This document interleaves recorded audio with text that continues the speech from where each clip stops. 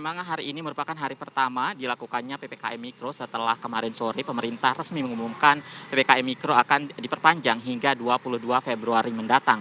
Dan untuk situasi hari pertama PPKM Mikro di DKI Jakarta saat ini memang dapat dilihat bahwa tidak banyak terjadi perubahan yang signifikan dibandingkan dengan momen-momen PPKM sebelumnya yang telah dilaksanakan sejak Januari lalu.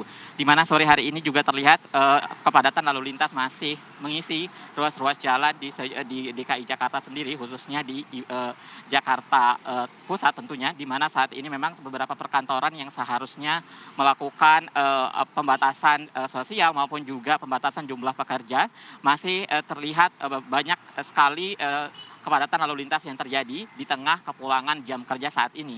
Dan memang juga situasi di lalu lintas juga memang terlihat cukup padat, di mana seharusnya hari pertama PPKM Mikro ini kita mengharapkan adanya kelonggaran begitu, artinya ada pengurangan dari pengguna lalu lintas sendiri. Dan melihat penetapan dari PPKM Mikro yang akan berlangsung selama 2 minggu ke depan, sejumlah kepala daerah memang memberikan respon yang berbeda-beda. Artinya setiap kepala daerah memiliki instrumen menyesuaikan dengan karakter dari daerahnya masing-masing.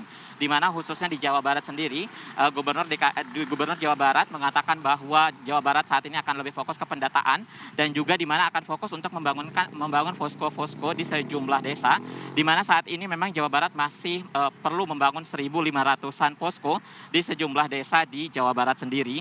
Begitu juga dengan daerah Jawa Tengah sendiri, di mana Jawa Tengah memiliki karakter yang berbeda, karena memang Jawa Tengah sendiri juga mendata bahwa sampai saat ini masih ada sekitar 4.524 desa yang tidak memiliki kasus COVID-19.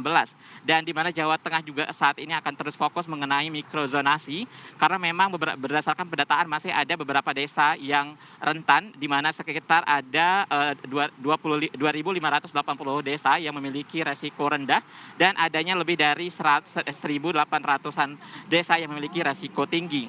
Dan berbeda dengan daerah-daerah lainnya, Provinsi DIY atau Yogyakarta sendiri memiliki instrumen yang berbeda, di mana Gubernur DIY akan lebih banyak menggunakan kearifan lokal untuk melakukan pembatasan ataupun juga mengendalikan COVID-19 di komunitas-komunitas kecil, karena memang kearifan lokal di daerah istimewa Yogyakarta dianggap sebagai instrumen yang paling efektif untuk membatasi kegiatan masyarakat dengan skala mikro.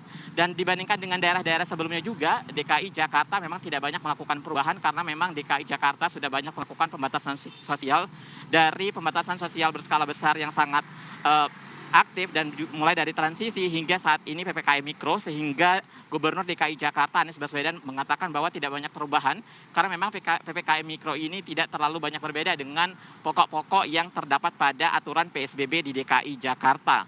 Dan selain itu juga tentunya setiap kebijakan dari pemerintah daerah itu tetap akan menyesuaikan berdasarkan karakter, kemudian juga tingkat positivity rate, dan juga tentunya dengan tingkat okupansi rumah sakit, karena memang setiap daerah, baik itu dari 7 provinsi yang menjadi kawasan PPKM Mikro di Indonesia saat ini, memiliki tingkat okupansi rumah sakit yang berbeda-beda, di mana DKI Jakarta saat ini masih menjadi pusat okupansi rumah sakit yang sangat tinggi, karena menjadi rujukan dari sejumlah kasus-kasus COVID-19 di sekitar DKI Jakarta. Dan untuk mendengar lebih lanjut seperti apa respon dari sejumlah kepala daerah, berikut liputannya. Kemarin jadi kebijakannya sama se-Jawa, dan kita bersyukur bahwa apa yang kita kerjakan sejak tahun lalu, kita kan punya pembatasan di kampung-kampung. Tahun lalu ada gugus tugas tingkat RW yang terus masih aktif, jadi terus kita aktifkan. Dan di Jakarta juga sejak hari ini sudah diperpanjang untuk 2 pekan ke depan. Tengah sudah menyiapkan konsep mikrozonasi. Maka setelah kita melakukan checking, ternyata kita sudah nemu datanya. Turunkan lagi sampai level zonasi kelurahan atau desa. Yang risiko tingginya 182, risiko sedangnya 2.585, risiko rendahnya 1.225, dan tidak ada kasus itu banyak, 4.574. Dalam 2 minggu ini seluruh desa kelurahan harus sudah punya posko COVID. Nah, alhamdulillah Jawa Barat selama 2020 sudah membangun di 3.800-an desa dan kelurahan, sehingga butuh hanya sekitar 1.500-an desa yang belum. Nah, itu akan dilakukan dalam 2-3 hari ini menggunakan dana desa yang sudah diinstruksikan bisa digunakan untuk membangun posko. Mengandalkan pada ketangguhan RT dusun sebagai basis ketahanan sosial, sebagai satuan komunitas sosial terkecil akan lebih sederhana dan relatif mudah dalam pelaksanaannya. Karena saya anggap komunitasnya masih berpegang pada kearifan lokal sebagai dasar